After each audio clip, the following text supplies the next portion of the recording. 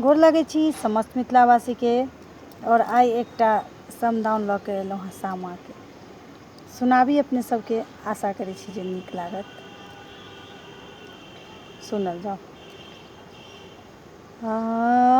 रे पूबे पश्चिम सँ एलैये के सोनरा, एलैये के सोनरा, बसी गेलै बाबा के दुआर, बसी गेलै बाबा के दुआर।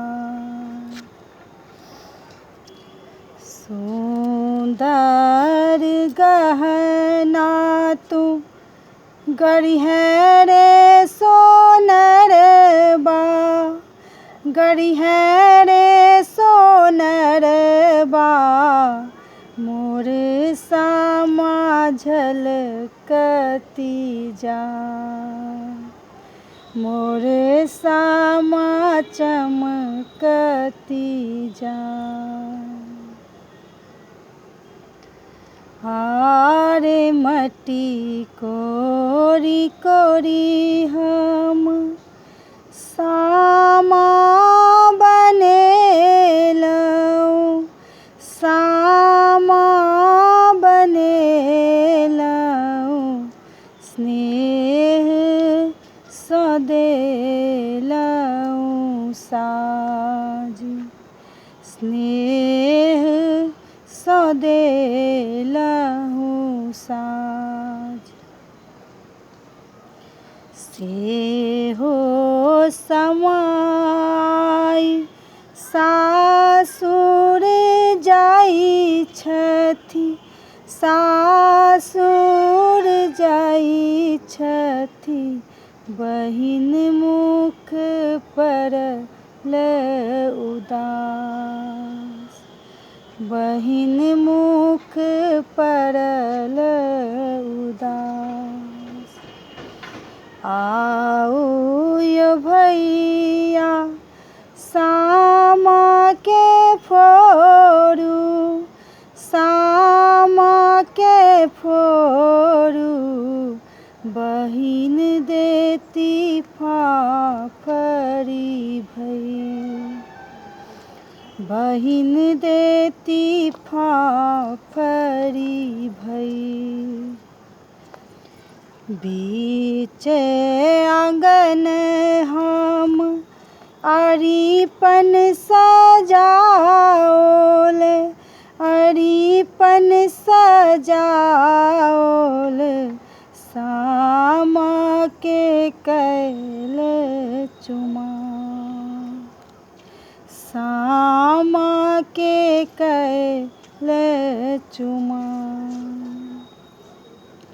ढोलिया बजनिया भैया बाट तकनी, भैया बाट तकनी, सब देलहुँ संग लगान, सब देलहुँ संग लगान। मिली लिया जुली लिया सखी है बहिन सब, सखी है बहिन सब, आब ने मिलन हैत फेर, आब ने मिलन हैत फेर। कार्तिक मास पूर्णिमा के दिन भेल, पूर्णिमा के दिन भेल, बैरीन बनल हमार, बैरीन बनल हमार।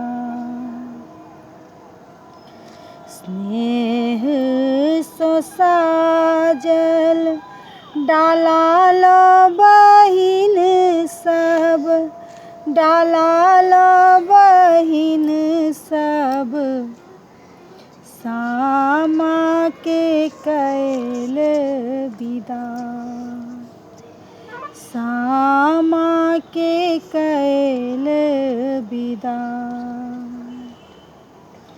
तोहे बहिनो अबिहक निजरे नैहर बा, निजरे नैहर बा।